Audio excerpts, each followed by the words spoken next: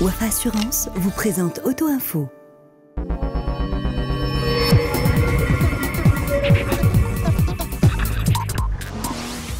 Salut à tous, c'est un plaisir de vous retrouver pour un nouveau numéro d'Auto Info consacré à la présentation de l'Aston Martin DB9 et des autres stars de la gamme actuelle du manufacturier anglais.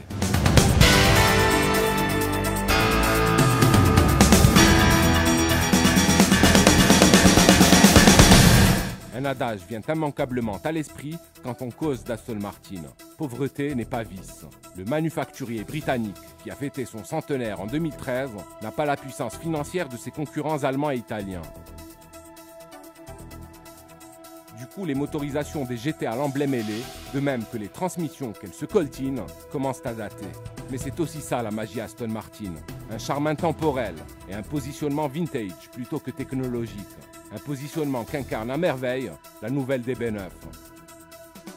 Par rapport au modèle originel, lancé en 2004 pour remplacer la DB7, la version restylée donne à voir une face avant qui parle le langage stylistique des dernières productions de la marque, les Rapide, Vantage et Vanquish, mais surtout la Virage qu'elle remplace dans la gamme. Les feux avant ont été affinés et accueillent désormais des diodes électroluminescentes, alors que le bouclier qui souligne ce regard ténébreux hérite d'une lame aérodynamique peinte en noir. Abstraction faite de l'apparition d'un spoiler de coffre, le profil et l'arrière n'ont quasiment pas été retouchés et la silhouette d'ensemble demeure très proche de celle de la première DB9. L'atmosphère intérieure d'une Aston Martin justifie à elle seule l'acte d'achat. Cuir, alcantara, carbone, alu-poli, moquette épaisse. C'est élégant et pas du tout tape à l'œil. Certaines GT concurrentes sont plus ergonomiques, plus connectées ou encore plus habitables, mais aucune ne présente une aussi grande classe naturelle. Bâtie sur la même structure qu'avant, une plateforme modulable en alliage léger en l'occurrence, la DB9 fait également appel au même bloc motopropulseur, l'incontournable V12 atmosphérique de 6 litres, constitué, rappelons-le, de 2 V6 Ford Duratec. Il reçoit néanmoins quelques chevaux et newton-mètres en renfort. Sa puissance passe de 477 à 517 chevaux et son couple de 600 à 619 Nm, ce qui a une incidence sensible sur les performances. Avec un 0 à 100 km/h pulvérisé en 4 secondes 8, la DB9 améliore de 2 dixièmes la marque qu'elle établissait précédemment. Cette sprinteuse affiche par ailleurs une vitesse de pointe de 295 km/h. Au rayon des nouveautés mécaniques, la DB9 est équipée de série de disques de frein en carbone céramique et d'un système d'amortissement piloté présentant 3 modes, normal, sport et track. Ce dernier mode est réservé aux sorties circuit. Par contre, sa boîte automatique à 6 rapports n'a pas vraiment évolué et est donc toujours le talon d'Achille de ce modèle, même si la linéarité et l'allonge fabuleuse du V12 contrebalancent sa lenteur. A noter pour finir que 2 séries spéciales de la DB9, les Carbon Black et Carbon White, ont été présentées lors de l'édition 2014 du Salon de Genève, qui a eu lieu en mars dernier.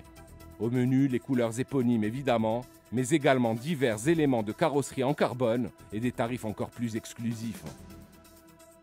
D'autres pensionnaires de la vénérable maison de Gaydon méritent que l'on s'y attarde. C'est le cas de la Vanquish, remplaçante de la DBS au sommet de la gamme Aston, séries limitées exceptées. La Vanquish est une sorte de super DB9. Elle s'en démarque esthétiquement en donnant à voir, entre autres, des hanches plus généreuses et un diffuseur arrière digne d'un bolide de compétition. Faisant appel au même V12 que la DB9, elle a droit à un bon paquet de pur sang supplémentaire. Ce moulin d'exception développe 573 chevaux et un couple de 620 Nm sous le capot de la Vanquish. Elle lui permet de revendiquer une accélération de l'arrêt à 100 km/h en 4 secondes 1. A l'instar de la DB9, la Vanquish est disponible en déclinaison volante, pour ceux qui tiennent à être aux premières loges du concerto en V12 majeur. Passons à l'Aston Martin V12 Vantage S, qui est moins imposante et moins exclusive que la Vanquish, mais qui est peut-être plus désirable encore. La V12 Vantage S a l'esprit racing chevillé au corps, calandre en carbone brut ou teinté, nombreuses prises d'air sur le capot, diffuseur arrière imposant, etc. À l'intérieur, l'ambiance est résolument sportive, notamment du fait de l'adoption de sièges baquets mi-cuir, mi-alcantara. Même si en bonne lady, la V12 Vantage S sait aussi se montrer confortable et luxueuse. La greffe du V12 de la Vanquish fait de cette Vantage le modèle de série le plus performant de l'histoire de la marque. Délivrant 565 chevaux et 620 Nm, la reine des Vantage abat le 0 à 100 km/h en 3 secondes 7 et atteint une Vmax de 328 km/h.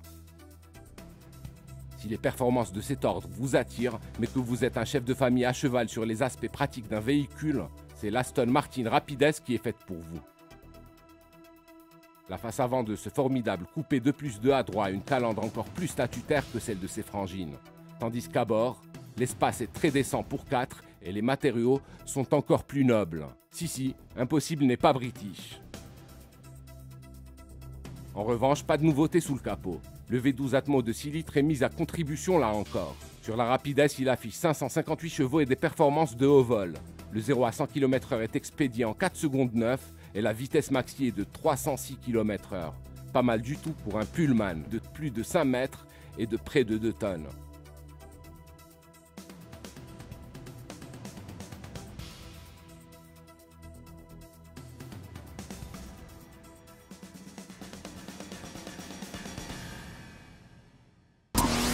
C'était Auto Info, rendez-vous même heure, même chaîne, la semaine prochaine.